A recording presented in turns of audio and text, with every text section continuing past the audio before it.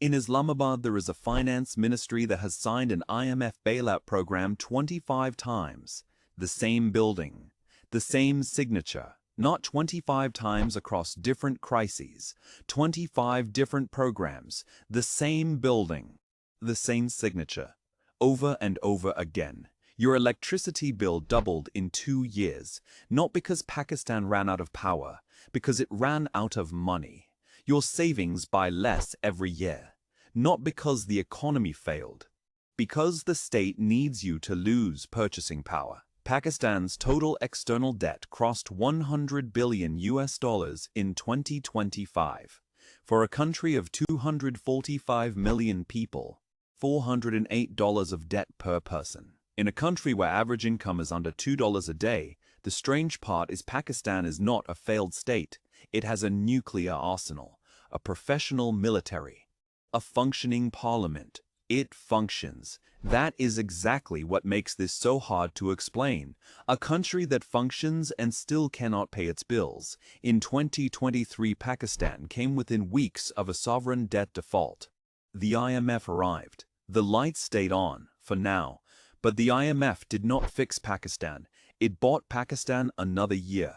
The same year it has been buying since 1958. In fiscal year 2024 to 2025, 45% of Pakistan's entire federal budget went to servicing debt, not 45% of surplus, 45% of everything the government collected. Before a single school opened, before one road was repaired, the interest repayment obligation alone was 9.78 trillion rupees in that single fiscal year, the highest in Pakistan's history. That is more than Pakistan spent on education and health combined, multiplied by 4. To pay interest on money already spent, government debt reached 83% of gross domestic product in 2025, up steadily from 56% in 2007. The trajectory has never reversed. Every government since independence has added to the stock. Not one has reduced it. New loan arrives. Interest on the old loan is paid from it. Deficit widens. The next loan is needed before year end. External debt service obligations for the fiscal year 2025 to 2026 were projected to exceed $24 billion. Pakistan's total foreign exchange reserves were under $9 billion. The country owed nearly 3 times what it held in reserve. The country needs $100 billion in external financing between now and 2029.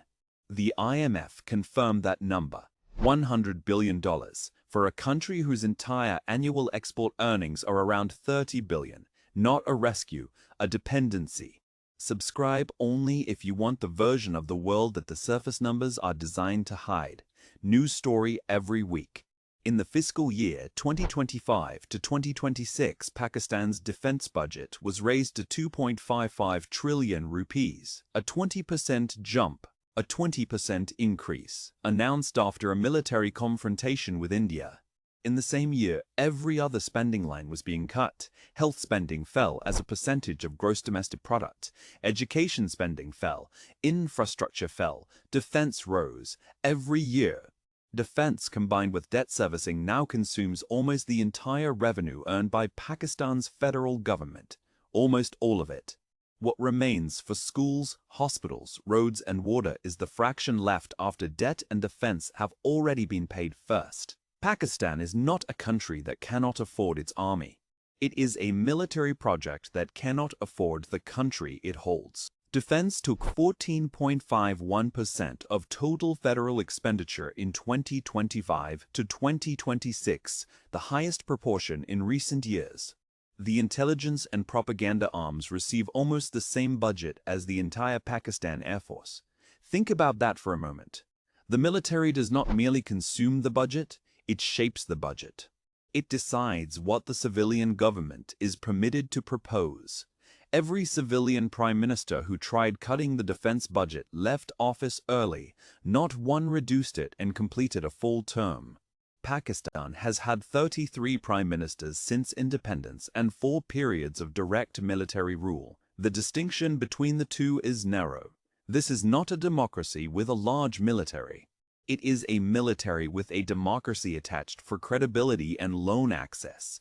That structure has a cost, measured in every child not in school because the debt is paid before the school gets funded. Here is the trap beneath the budget trap. Pakistan cannot tax its way out. The tax base is structurally broken. Pakistan's formal tax collection as a share of the economy is among the world's lowest. Agriculture is almost entirely exempt. Land is owned by feudal families. Those families sit in parliament. Parliament writes the tax laws. The exemptions write themselves. The salaried worker pays income tax. The wealthy landowner pays nothing.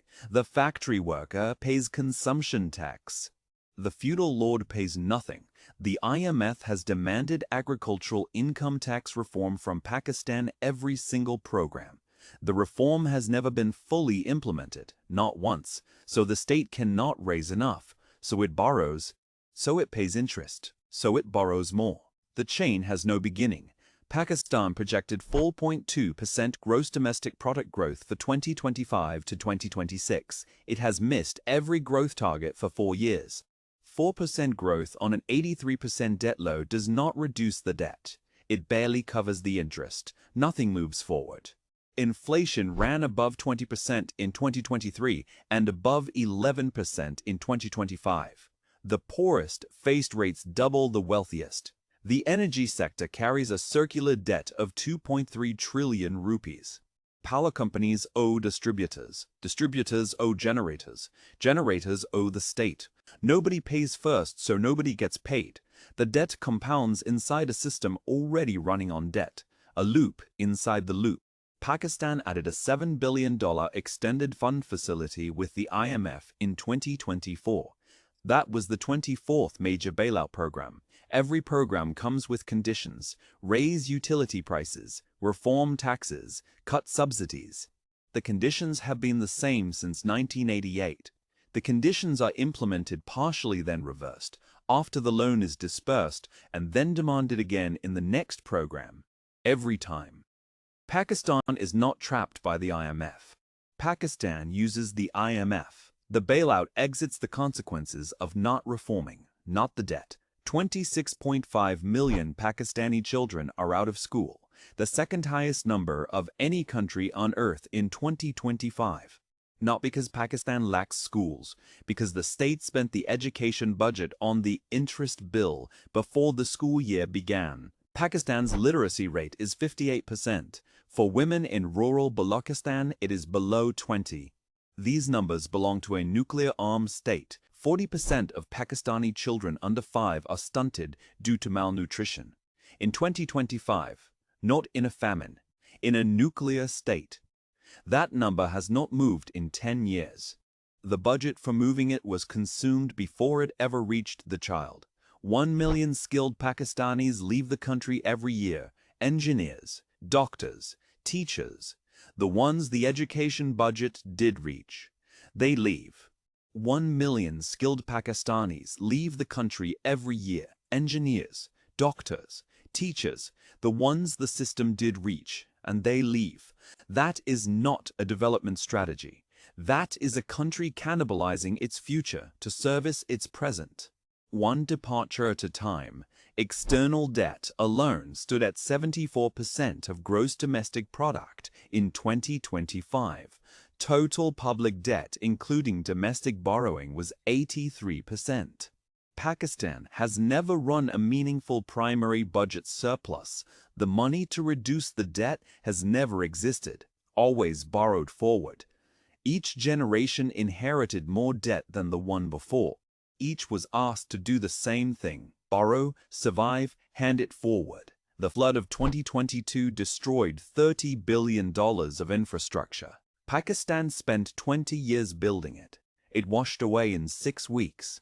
Pakistan did not cause climate change. It is among the most exposed, and it cannot afford to rebuild what the floods take. Back to the finance ministry in Islamabad, the one that signed 25 programs. The officials who walk in there know the number. They know the 25th program will not be the last. They know what the 26th will cost. They sign anyway. The alternative is Sri Lanka in 2022. Empty shelves. No fuel. A president fleeing. Pakistan watched and then borrowed. Borrowing to avoid collapse is rational. Every government does it. The question is whether it buys reform or just the next quarter. In 2025, the IMF tightened conditions. Agricultural income tax, industrial subsidy phase-out, parliamentary approval by June, deadlines with actual teeth. Conditions with teeth are different from conditions with paperwork. The question is whether Pakistan treats them as deadlines or as negotiations. The $7 billion program agreed in 2024 carries conditions that reach into 2027. That is the longest compliance window Pakistan has ever accepted. Longest accepted, not longest completed. The distinction matters. Pakistan has accepted long programs before and exited them early or reversed conditions afterward. The India confrontation added a 20% defense increase on top of IMF austerity. Both cannot be sustained at scale simultaneously. A state that is simultaneously under IMF fiscal discipline and increasing military spending is a state in two directions. Something gives eventually. 245 million people work and trade and build every day. In spite of the arithmetic, not because of it. The resilience is real. So is the trap. Both are simultaneously true. The trap does not care about the resilience. It runs. The 26th program is not a question of if. It is a question of when and what the 25th could not extract. Pakistan did not borrow too much by accident. It is a military state that built a country around itself. Everyone pays. The civil servant is back at his desk. The stack of loan folders one higher. He opens the next one. He begins.